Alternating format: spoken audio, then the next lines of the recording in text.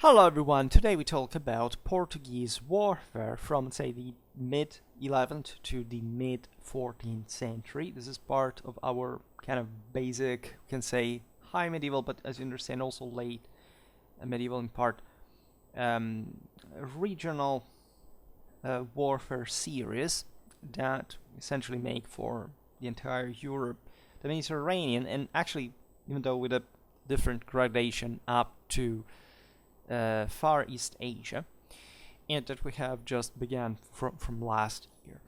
And normally it takes, in fact, original scale into account. Today we talk mostly about a single country, Portugal, that is, enough extended, but mostly we categorize differently from, in fact, other areas of also the rest of the Iberian Peninsula without considering it as a whole regional reality, of course, also because it's altogether huge. Spain and Portugal are even more extended than France, but in this case specifically because there are some particular cultural features, the military reflection of which are important to take in consideration. There is not so much as far as I know. I don't know whether this changed in the last decades or so. So much about Portuguese military history during this specific period, right? And we are less documented about the rest of the Iberian Peninsula at large.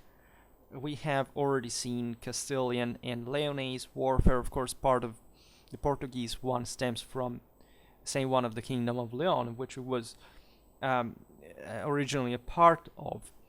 But it has, in fact, a character on its own for reasons we will focus on now.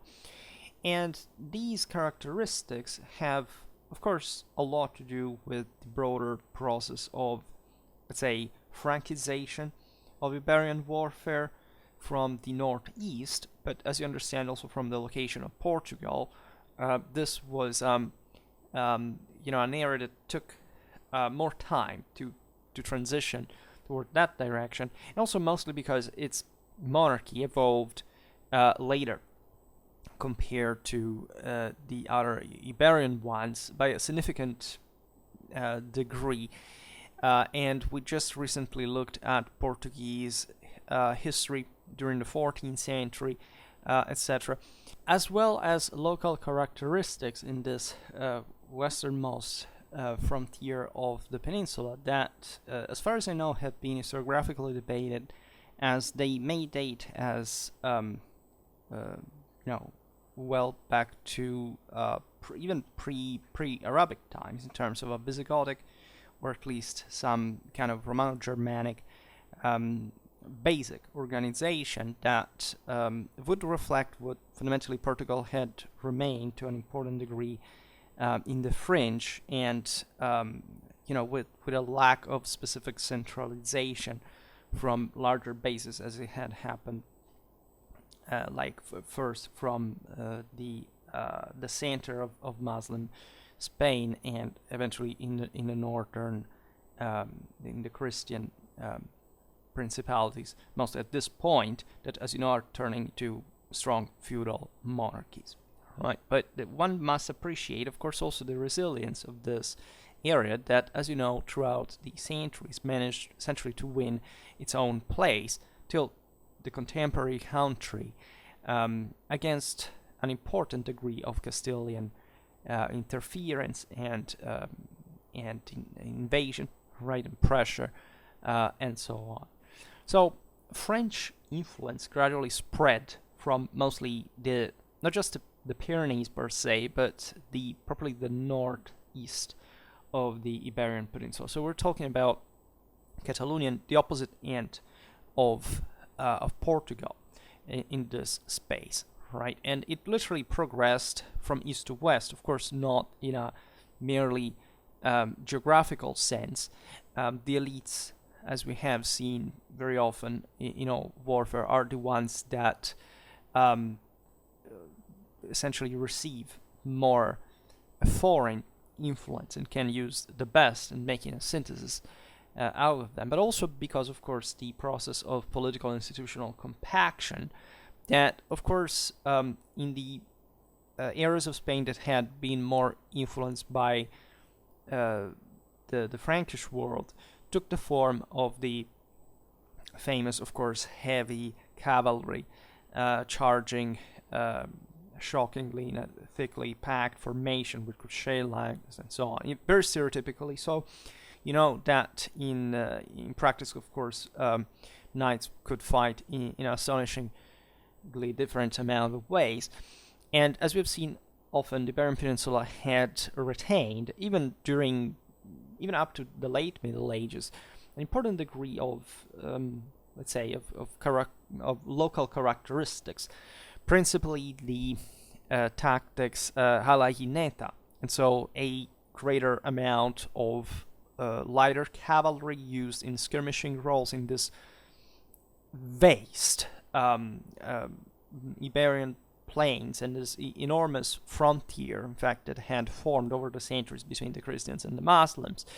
That, of course, was also more fragmented than that, but that exactly for this reason required, we made multiple videos on this topic, properly a military organization, and also a political one, expressly directed at this kind of raiding warfare, right, and where lighter cavalry has an important role, right? The Iberian Plateau is a terrifying ground, dotted with fortifications here and there. In some areas it's semi-arid, that has a brutal thermic excursion, and a lot of agriculturalism that had existed, say, in Roman times, etc., during the Reconquista had essentially ceased because of the continuous, in fact, warfare in some of these areas that turned the local economy mostly into pastoralism, so that the communities could transhumate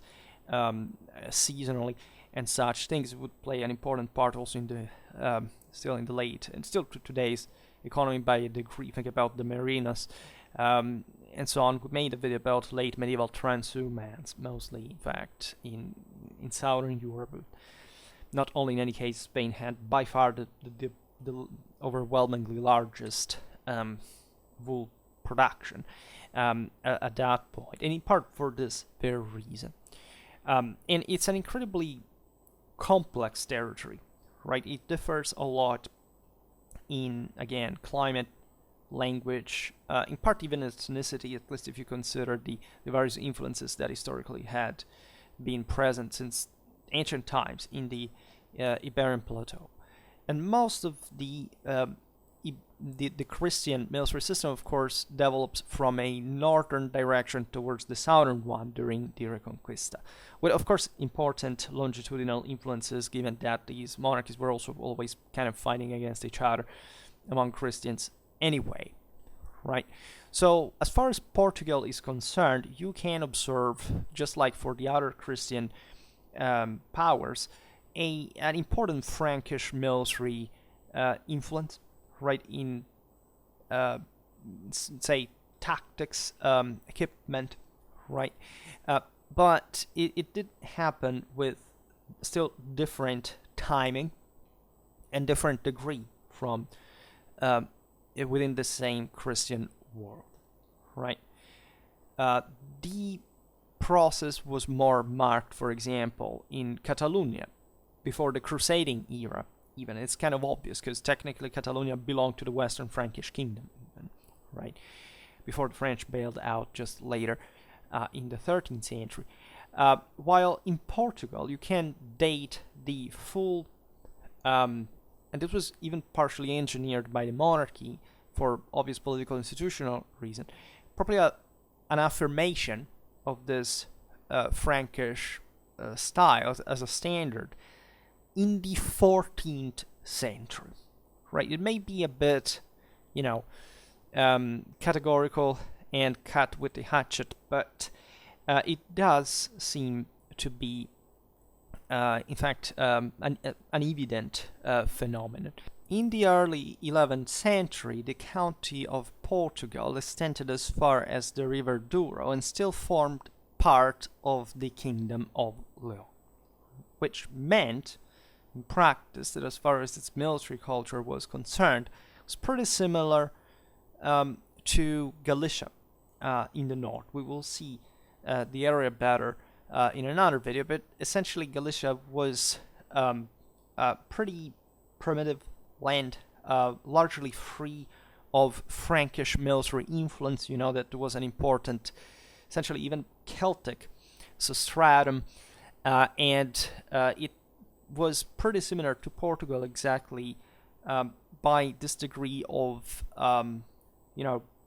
basic, even traditional kind of military organization as far as the Iberian War, the northwestern Iberian War was concerned.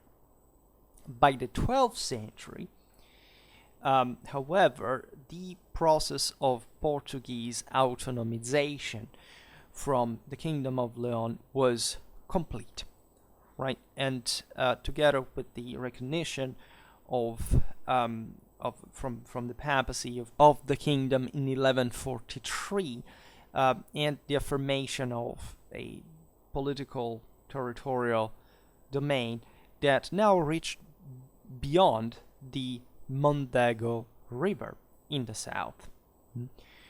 The Reconquista per se was completed as essentially for the rest, more or less in contemporary with the rest of the Christian principalities in 1249, with the capture of the Al-Gharb, that, as you know, is an historical region of Portugal, the name of which stems from the Arabic Al-Gharb, which means literally the west, right? So I often define the Iberian Peninsula the far west as far as all these guerrilla Alaineta fighting, continuous raiding warfare was concerned. Well, Portugal was the west of the west, and we have seen what that the communities settled in these areas were about. Made a video about medieval Portugal that explains also, of course, the always the instability of the frontier that wasn't extended linearly. There were setbacks and so on,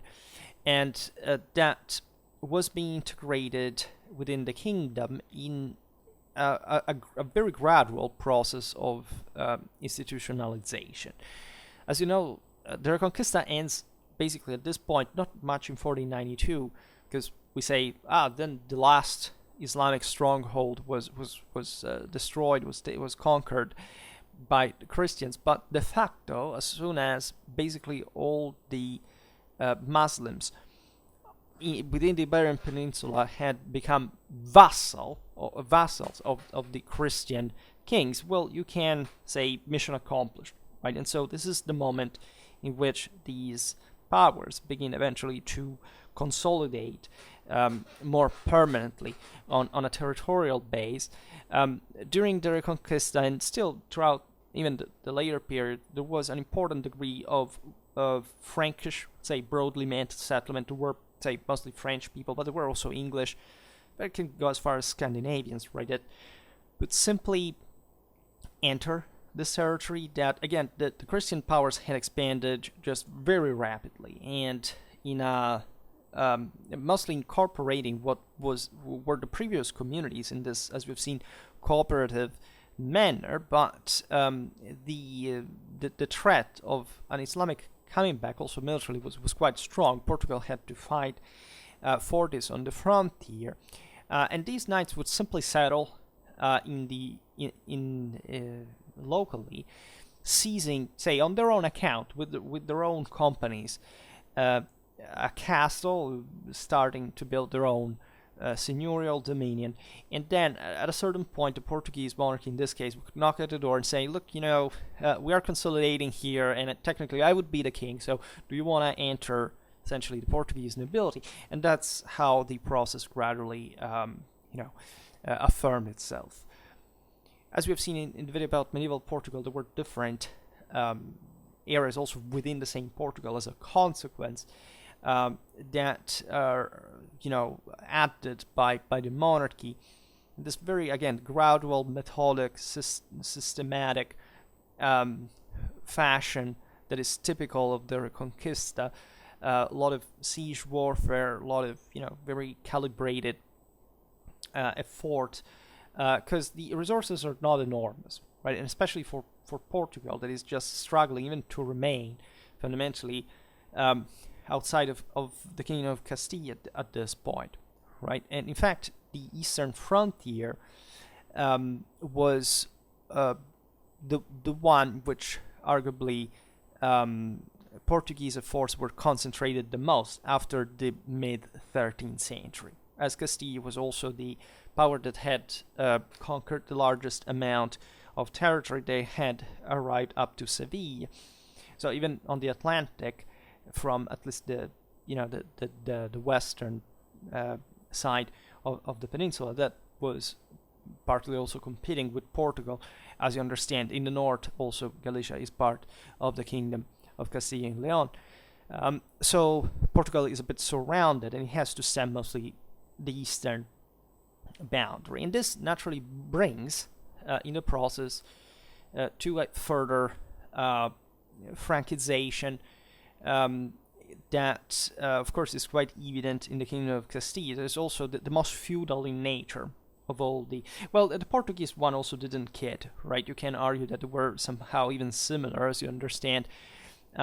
And that's where, in fact, arguably for this reason, an important amount of westernization affirmed itself, even in art and styles. Like if you look at late medieval Castilian or Portuguese art, they are very heavily, and especially Portugal, rigid, stern, kind of Gothic, practically almost Northern European styles, right? And this was particularly important as part of a monarchic ideology to consolidate the local country on the standards of all, essentially the great Western feudal monarchies. Considered that, of course, the early these dynasties at some point were not even, they didn't even speak Portuguese at court, right? They would speak Castilian, French, and more other blends. I actually met people who are specialized in these topics, but I pronounce my own ignorance here.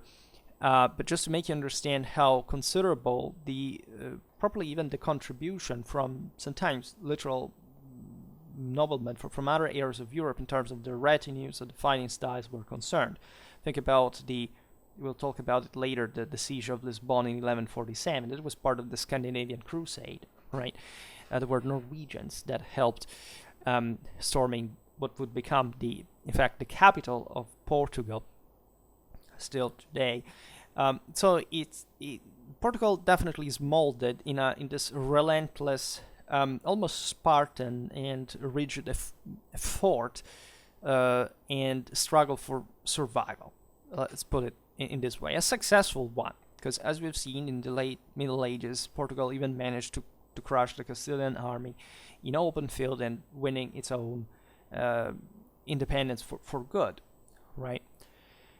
Also, in the 14th century, the Portuguese interest in maritime expansion begins, right? At the same time, while these also continental wars were being fought, that sucked, by the way, especially because of the rivalry with Castile. Portugal, famously enough, in the 100 Years' War between England and France. And this also, today we don't talk specifically about that as far as the eventual history is concerned, but again, there is a lot of, in fact, Western influence, again, from some of the most updated feudal countries in the Iberian Peninsula and in Portugal accordingly, right? As I was saying at the beginning of the video, my impression is that medieval Portuguese military history remains a largely neglected subject for reasons that perhaps it's unnecessary to digress on. Of course, it's a mix of, it can be cultural prejudices, can be linguistic barriers, can be kind of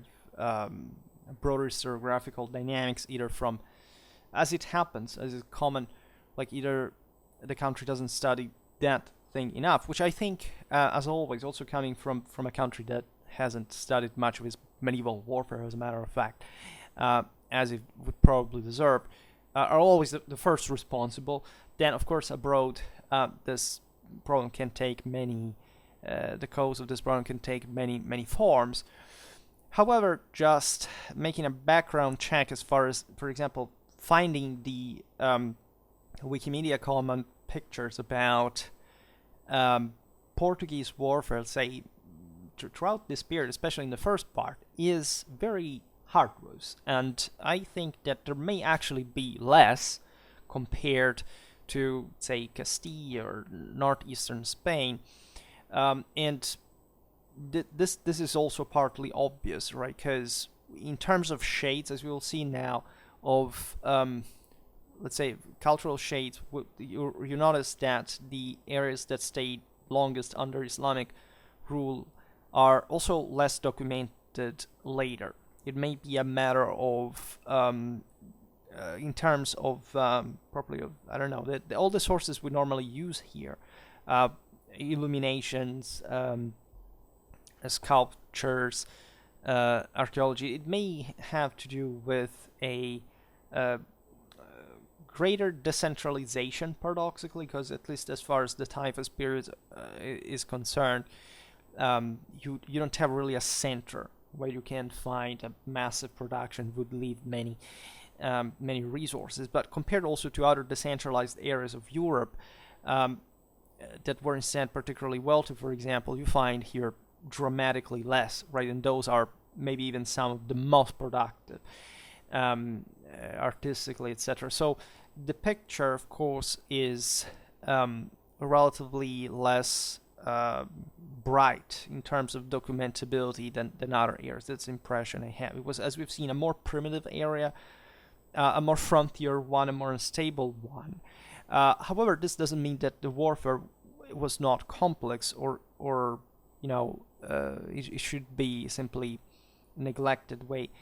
It's been, in my opinion, actually, I will explain over time the opinion I formed myself. I think that in Portugal there was an important degree of infantry development, not actually in a particularly structural or hard way, but in kind of a systematic sense. Agile spearmen / javelin militia, accompanied by, of course, an important degree of mounted troops, mostly in the light fashion, right? So not even particularly different from the rest of the peninsula, but kind of a bit rougher, a bit more, again, hardcore, rural in nature. Also an important amount of mountaineers, or at least of troops, being habituated to fight on hard ground. We generally agree in assessing Portuguese military culture and organization to be very old-fashioned until the 14th century, right? We just don't know exactly, in fact, what mostly existed before this, in which form, whether this substratum that is described now was deriving from for example, a pre-Islamic Visigothic dimension, in a similar way to the culturally isolated areas of the Asturias or Galicia, the latter of which, as we've seen, being very very similar to Portugal and what was becoming as a country exactly in these centuries. Right, so in general, the lack of political institutional continuity in vast areas of the country, because in fact of the shifting of the borders of the Reconquista and this more kind of less developed Western dimension, brought the local warfare to be still pretty similar to what it could be in the even before the High Middle Ages, as a matter of fact. The role of cavalry clearly rose in importance throughout this period as the Christian offensive against Islamic Al-Andalus was gathering momentum.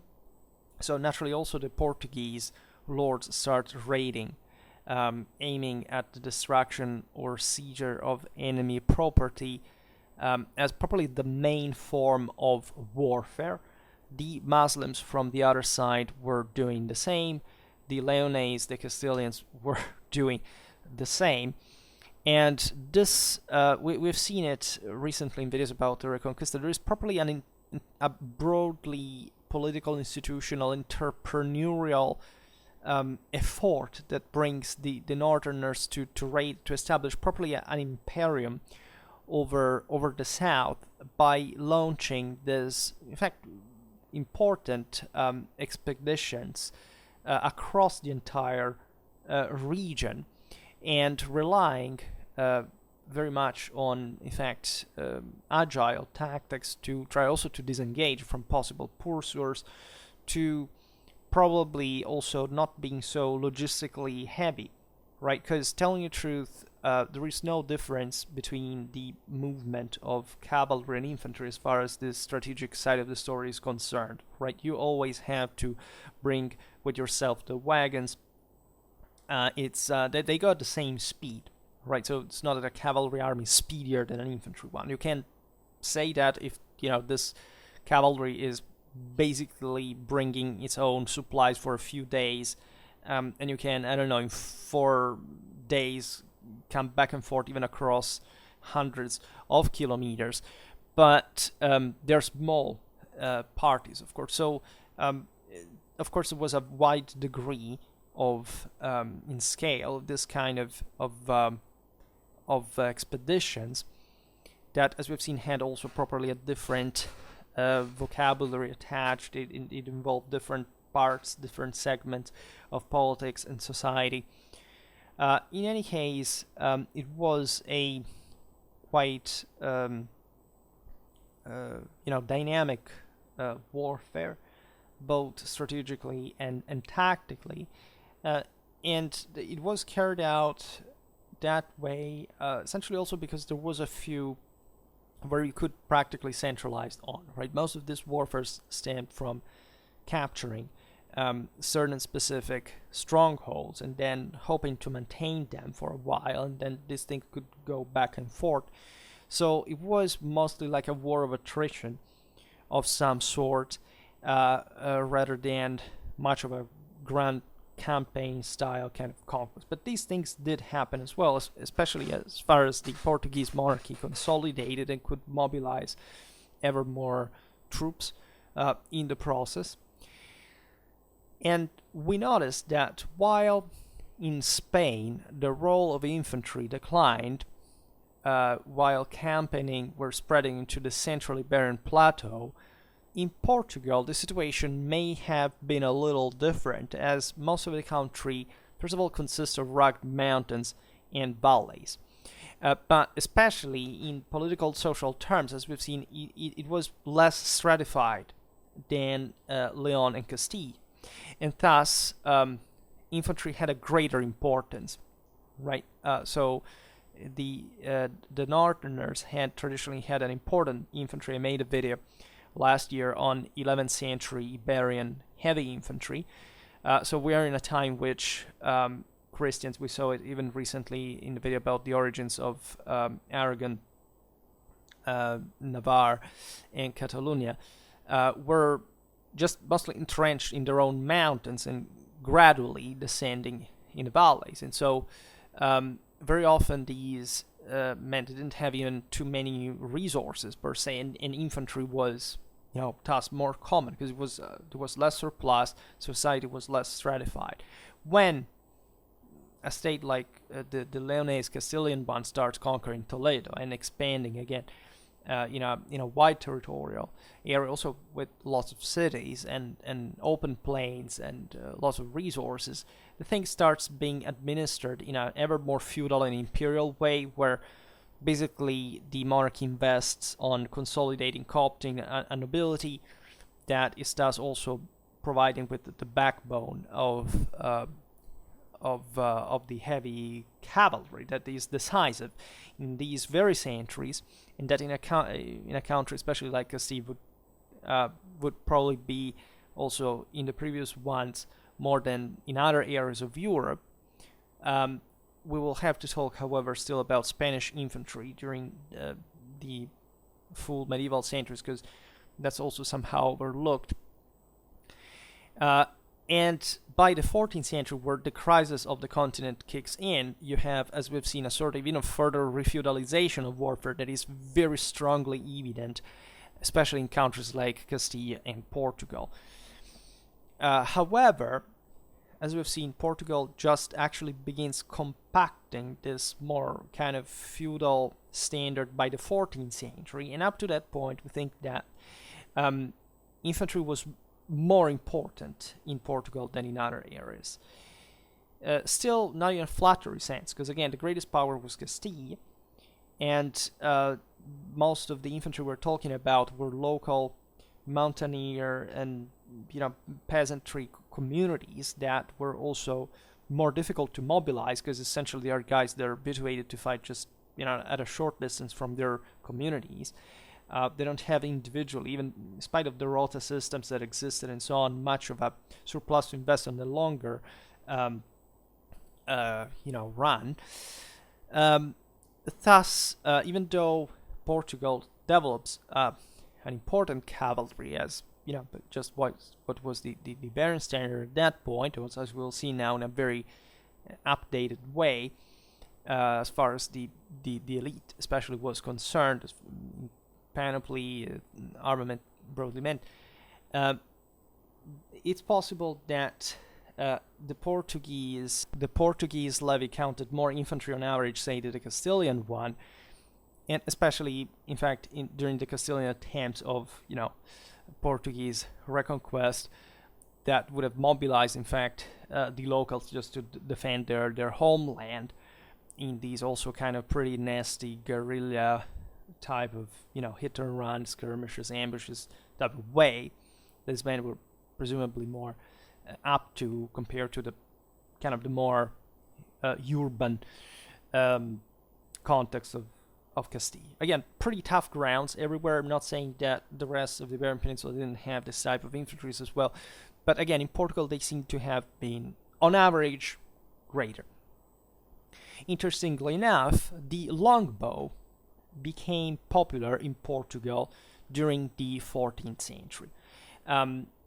Although this might have been a result of English influence. You know that between a phase and another of the 100 Years' War, actually in this case the Treaty of Bretigny to be more specific, an important amount of English, not only veterans that however had importantly fought with longbow in the war against the French, went fighting abroad in Italy, in Spain, and we find this interesting revival. We don't, however, know exactly whether this bows were just, appearing with more frequency in these countries because of that. Right, for example, the Italians literally exported the bows that were used by the English at home, especially in Lombardy, but they wouldn't use the longbow. Right, they would stick to the crossbow, which I think is quite eloquent, just in terms of history of technology. As far as the Iberian Peninsula is concerned, I think that, of course, this influence is still possible, but the longbow may have just been a natural response to the gradual replacement of certain types of composite bows that had been typical of the Arab forms that had been in the Iberian Peninsula. This is important because the Arabs had used the crossbow as well, but to a lesser degree than, in fact, Frankish warfare had somehow standardized as the crossbow at this point. In fact, the English are basically an exception overall. Eventually, yes, the longbow spreads also among, the Scots had it, the Burgundians adopted in important numbers, right, doctrinally, but the longbow had existed everywhere and had been substituted rather by the crossbow. So this actually could be an indicator that in Portugal there was a longer, and again, the reasons are, as we'll explain now, the casual connections related to maybe a less kind of feudal type of warfare than before, because the crossbow was mostly an anti-cavalry weapon, especially heavy cavalry. right? And the longbow had been, again, employed everywhere, in Germany, in Italy, every country had it. And it just in Eastern Europe to start having the composite bow from nomadic peoples. In the Arab-ruled areas, you have the composite bow, as we've seen it, even in this case in Portugal.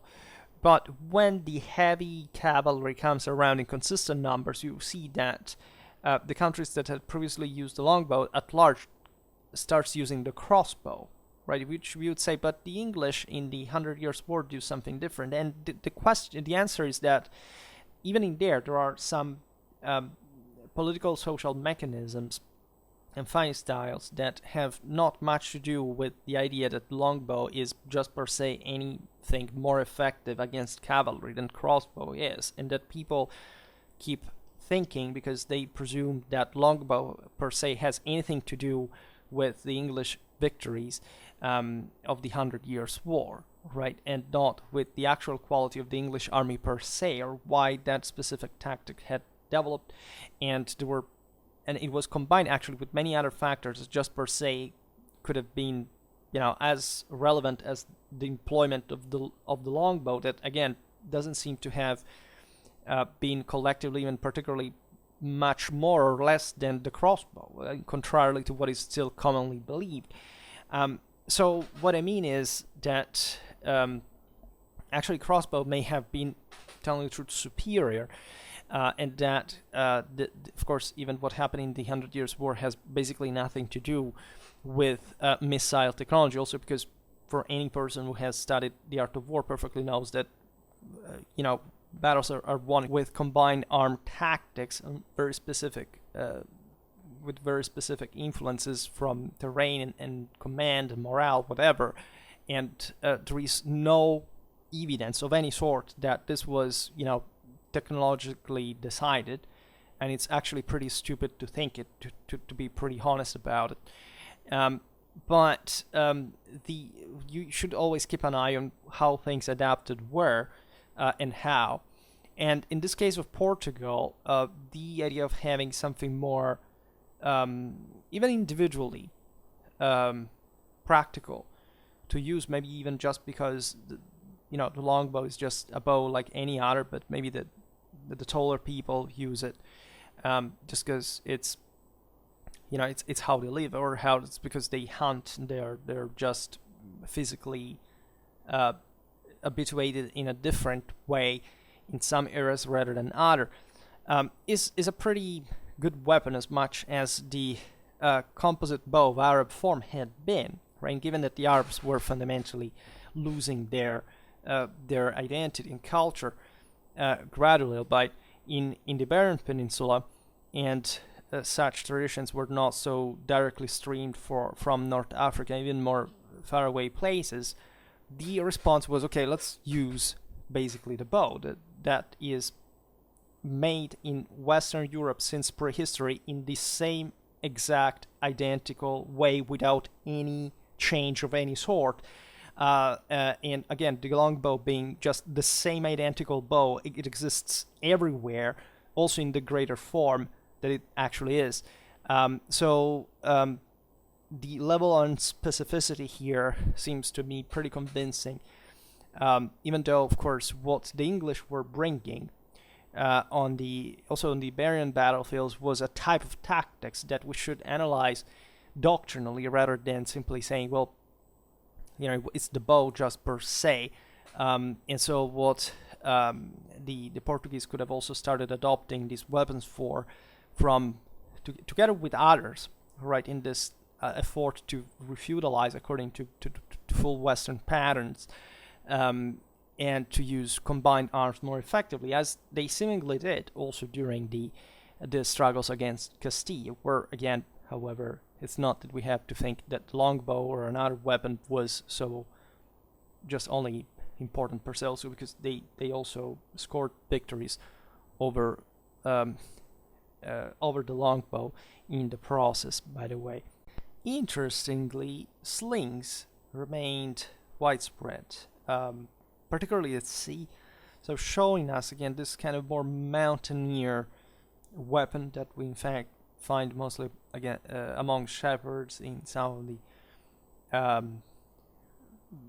kind of more primitive areas in Europe. That, however, in a maritime context is also fascinating, because normally, of course, there would be still crossbows and longbows and other bows used at sea, right? But the use of slings at sea may speak of some kind of still, local, not particularly refined, but still intense type of warfare that hadn't yet modernized before the late Middle Ages.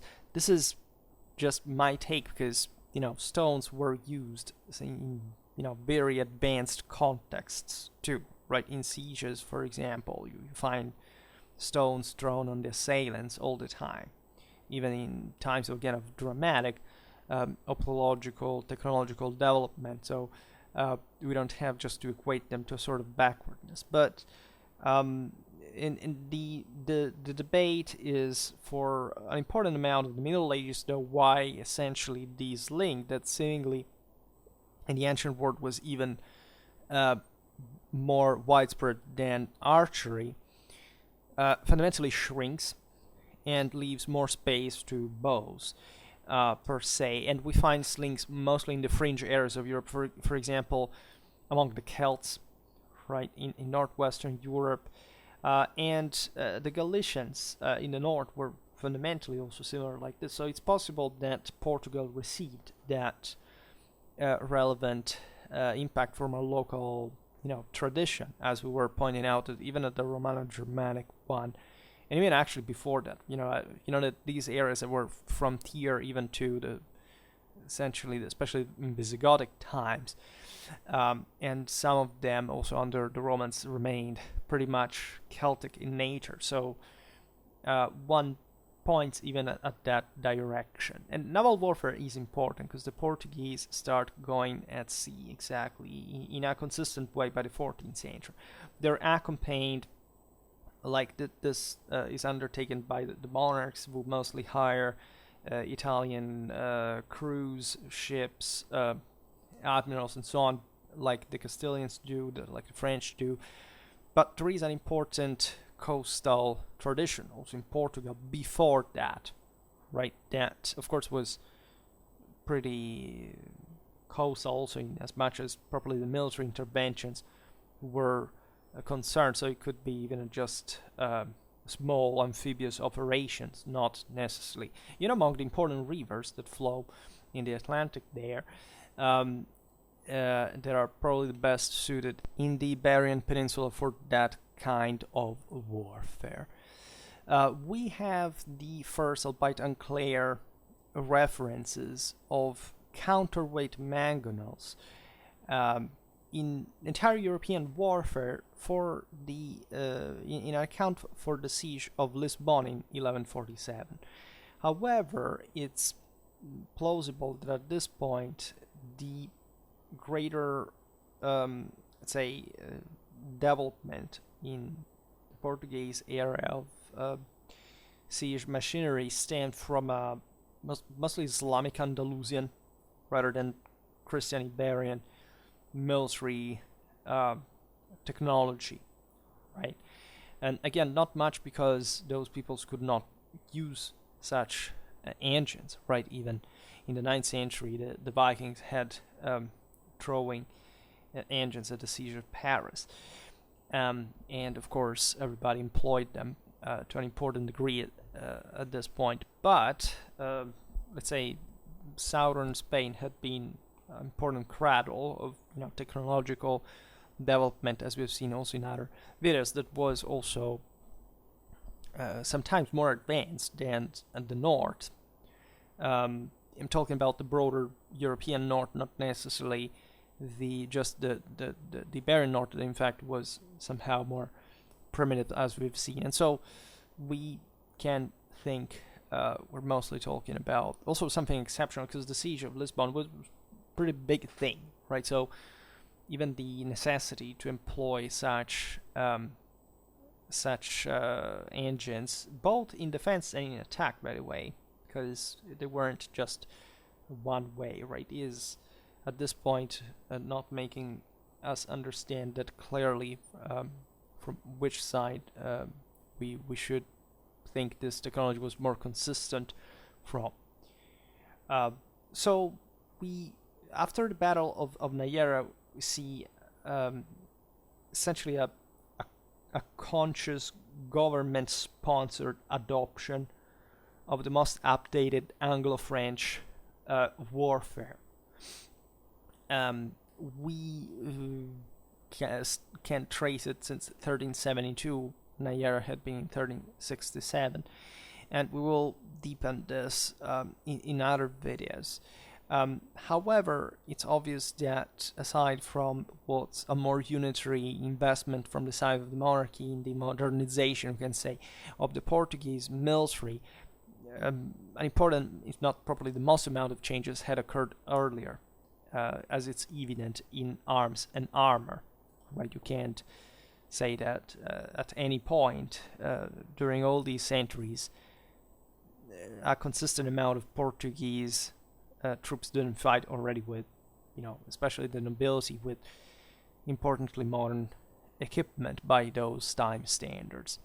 And we briefly pass to the rather scanty iconographic evidence that, as you also have seen in this video, that talks all and shows all but the kind of background that we have tried to describe as a wall, right? We look just at mostly knights and also some pretty modern kind of 14th century Anglo-French influenced types rather than the broader wall. But at the beginning of the video, if you remember, there was this carved relief dating to the early 12th century from the portal of the church of Vilar de Frades, in which we see a crude carving, in fact, showing a warrior in a mixture of what is at the point in the early 12th century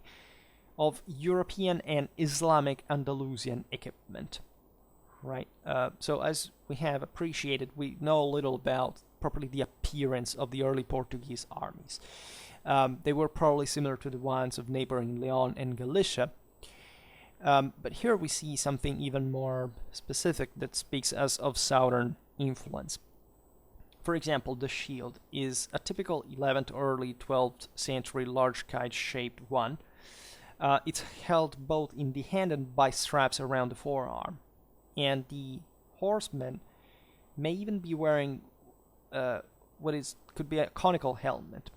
And the thing that, however, attracts more the attention is his sword, which is rather broad, non-tapering, as you can see, blunt-tipped. That has a few to do with what you see mostly among the Christian Iberians. In fact, such blades were rather more common of the Byzantine and early Islamic even tradition, and are to be seen, in fact, in other parts of the Islamic-influenced Mediterranean Europe. And the horseman seems to be riding with a bent knee and shortened stirrup, and the latter have some sort of broad triangular profile, or at least it seems.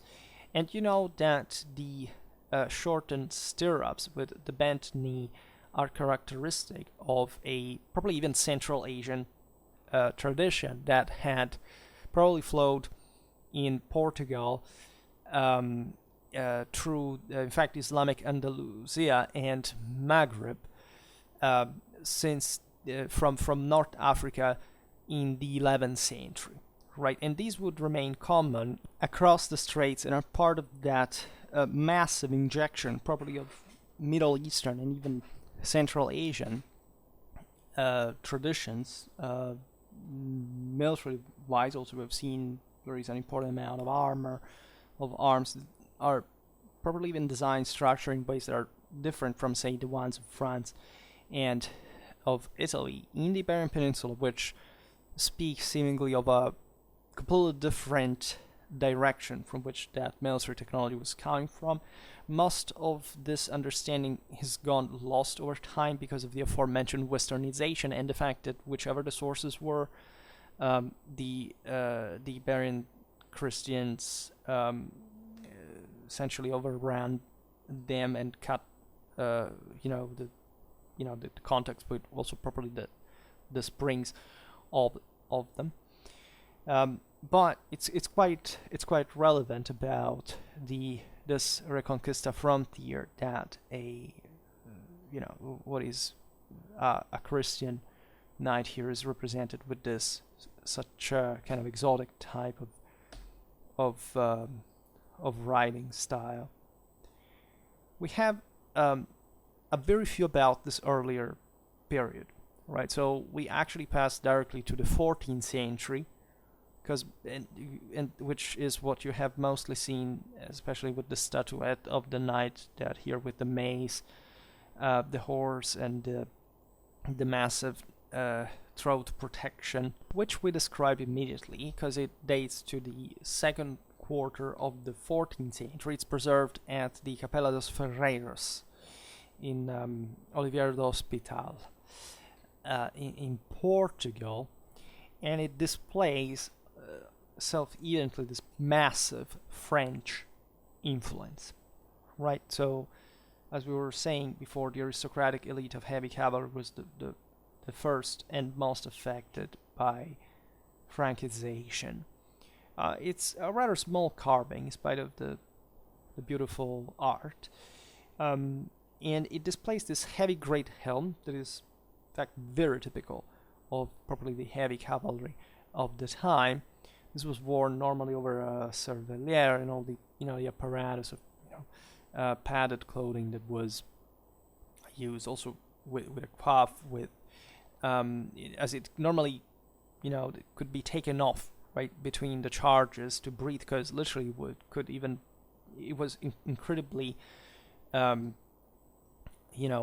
demanding to wear, but offers still a great protection. And what we see here is even an extra one in the form of an hinged bevel to protect the knight's throat. And it's unusually large, telling the truth, but it still shows what was actually the concern of these knights, that had brought also to the eye slits to be reduced to a very small thing, even precluding, in fact, an important amount of view. And so, this cavalry was relying heavily also on squires.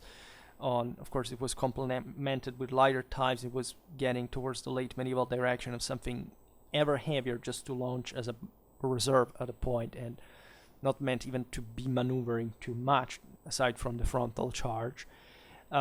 It has of course, it's designed to parry, to defend from properly, in fact, length hits from the front during the charge, right? This is how we start,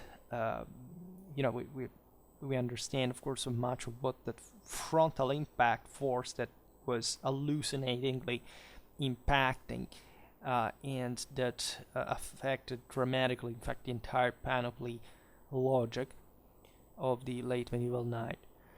This knight also wears a mail hauberk under his surcoat, plus greaves and sabatons, probably of iron, right? Because there was also cuir bouilly, but the Spanish, the Portuguese are displaying that less than the Italians, for example, of the Tuscan Angevin style. It is contemporary to this point, and it's as you understand, it's a full panoply, right? The legs and feet are covered in iron. This also during the 13th century, the 14th century had to cope with importantly impacting infantries that were at their peak still in this early 14th century, before the big crack of the mid century. The knight's shield is typical too of the mid 14th century, as much as the Schwerpunkt with its pierced eye cups, which the horse wears under a cloth caparison. So it's the full, could even say parade if they weren't, these weren't all actually all worn in combat kind of showing off, right? This knight also has a typically European sword, so nothing to do with what we've seen for the early 12th century type, and it is also wielding a winged or flanged mace on his right shoulder, and that speaks, of course, of the dramatic heavening of armor that was occurring at this point. That would bring, in fact, in later times, the men at arms to be equipped just either with double-handed swords and maces, just to smash literally the armor of the opponents, trying to disrupt its joints and all these kind of things, because plate armor now was really spreading to cover the majority of the warrior's body surface at in a few decades. Then there is here I couldn't find these last ones, but if you Google that, you can find it, because as you know, I use just Creative Commons copyright commercially usable stuff, because otherwise it would be pretty prohibited to do everything. In any case, there is another relief carving dating to the 14th century at the church of Matriz de Santiago in Cachem, depicting Saint James fighting the Moors. Right, so this is the Santiago tradition, of course. Also, the church bears the name of. The interesting aspect being that Saint James actually appears to be dressed almost like a Moor. Right, this is probably not what the intention of the artist, of the carver, really was, because there may have been an intent to replicate some classical forms, rather some, probably medieval ones. The Arabs had somehow adopted also an important degree of classical equipment. So there is a classical influence here in style to depict a quasi-Roman dress, right? In any case, the effect here is surely influenced by a Moorish influence in Portugal. The guy wields a straight sword, which is clearly longer than one of his foes, and which points at the direction of the hero on horseback that has the larger blade, because it's a heavier cavalryman that has the greater training for using such weapon, and the enemies are lighter. And this fits the broader Reconquista stereotype that, however, on average is true, that of course the Christians were normally heavier, right, than the Muslims. And of course it represents, in a broader anthropological sense, the idea of the guy that bears more just as the hero, right? And so it's intrinsically stronger, in fact, than the others. And this, in fact, is showed by the fact that the Muslims were also slightly superior in number to the Christians on average, because they were lighter as well. They relied more on hit-and-run tactics than the Christians. But as you know, in the Iberian Peninsula, everything was pretty blended. In any case, this is, of course, a trope. It's a topos. St. James also carries a rather confused representation of a flat-topped and probably triangular shield on a guige. Well, the Moors are more interesting in the sense that they're probably more realistically modeled on the Moors of North Africa and of Andalusia of this 14th century. They are armed with light but broad swords. Remember the 12th century example, even for the Christians, that in fact is associated with light cavalry tactics, a la jineta, and carrying similarly, just as you can see pretty much stereotypically, the adarga shields that are basically in design the combination of two superimposed, two overlapping ellipses or ovals, right, forming a sort of not heart shape as the most typical Andalusian shield, one of which is shown from the inside, which shows us how the end grips are structured. However, there is no armor depicted, interestingly enough, nor helmets, anything, right? And this may mean stereotypically that these riders could be of somewhat probably of the lighter types, say from Morocco, than men from, for example, Granada, that were still importantly westernized as well in their Muslim warfare.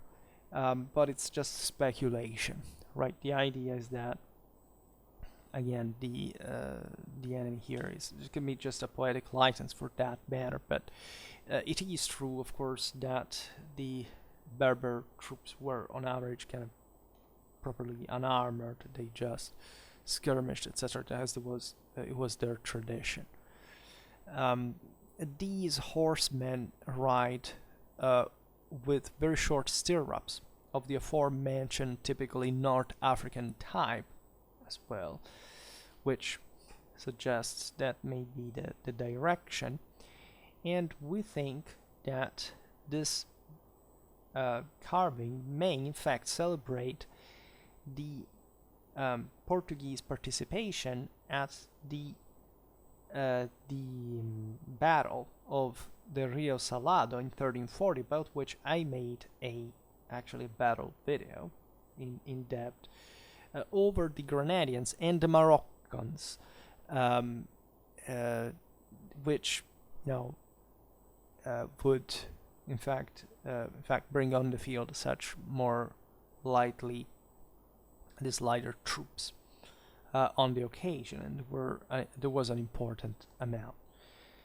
As we've seen there were also Iberian jinetes in an important measure. There were Portuguese troops employing both heavy and light cavalry as well, and they faced, importantly, in a hard clash from their side of the battle. I don't remember exactly with which part, whether probably it could be the Moroccans themselves, which could even strengthen this link with North Africa and this lighter type of warfare. Finally, taking consideration a relief carving dating to the late 13th, actually, or early 14th century, preserved at the Museu de Machado de Castro in Coimbra, Portugal, depicting the guards at the Holy Sepulchre. And here we have essentially a series of figures that well exemplified the somehow mixed character of the Portuguese army. So one trooper is a typical European knight. We see him with a great helm. Then we see another guy with an ordinary sword as well, without any Islamic influence, right? And in the full Western tradition. Then there is a third figure that I wasn't able to find a decent picture about, that however presents in fact a different profile. First of all, he has a small round shield, right? It is true that small round shields were used by lighter troops, for example, in the mass infantry and segmented wings of the Italian communes in the early 14th century, so around this type. But it could just be a type of shield that was actually used in the Iberian Peninsula in the alla Gineta fighting, right, for a more agile type of, for a lighter horseman, right, to jump around, as opposed to just the lighter segmentation of what an infantry line could be. He wears also a full mail hauberk with mail shoes, but no surcoat, interestingly enough. And this latter feature puts him in very anachronistic or old-fashioned terms with the current European standards. This is something you would have seen by the 11th or the 12th century at the latest. Instead, no surcoat, which is, coming from also some perhaps practical reasons that are not so just related with, for example, the idea of preserving from heat, right? It's about the surcoat making you recognize, and it may be that the developing Portuguese nobility in that some kind of more autonomous way we're looking at before was less framed within a rigid feudal hierarchy where they had to show like their emblems on the surcoat or whatever. In any case, that lighter shield for a heavy cavalryman is something looking typically Iberian, right? At least in considering that the cavalry shield at this point was becoming very small and triangular, because as we've seen before in the full panoply, those areas like the leg, the thigh, even the side, were ever better reinforced by armor, and so the shield came to be properly useless as far as an adequate defense of those parts was involved, as opposed to the long kite-shaped shield that could envelope the whole flank. And it's possible in this sense that the Portuguese simply passed from the, at least by some degree, from the lighter shield existing, say, during the Reconquista frontier warfare, to just the smaller type for the heavier knight, just to the same weapon, right? So without needing to develop in the meanwhile a more enveloping shield of some sort, which of course was used by the Portuguese as well, but perhaps by less degree than the others. You see, it's interesting that when you study iconography, as far as the panoplistic logic can be, like, you never find something that goes astray from the broader pattern, right? Oddly enough, you can find it, which is extremely exceptional. Here you find this kind of lightness and slower feudal affirmation, and surprise, surprise, you find lighter features, or something that you have already seen, I don't know, in the Andalusian warfare, right? So it's all kind of harmonic per se. Also, this third figure headgear is somehow unusual, because he wears a mailcoif, at least seemingly, over a small close-fitting servalier helmet, right? So this can be yet another type of lighter solution for a lighter type of rider, even though it was still pretty heavy cavalry per se, and all it can be, right? Consider that everything that you increase in weight protection, you pay somewhere else, like in terms of speed and mobility. So given that aforementioned frontier context where you constantly run and jump around, raiding, pillaging, skirmishing, ambushing, whatever, a lighter equipment may have been good enough for offering speed as perhaps the right protection, as opposed to just a heavier equipment, right? So it all somehow fits the broader picture. We will keep talking about Portuguese warfare, and as I was saying, it's quite important to consider this context. It may be another, say, an important area of, for example, for doctoral research or something, and it could help completing a bit the whole mosaic of medieval European warfare. For today, however, I stop it here. I just hope that you enjoyed this video. If you did, please share it. Otherwise, leave a like or subscribe to my channel if you're interested in my upcoming content. As always, I thank you heartily for listening to me. I wish you a nice time and see you next time. Bye.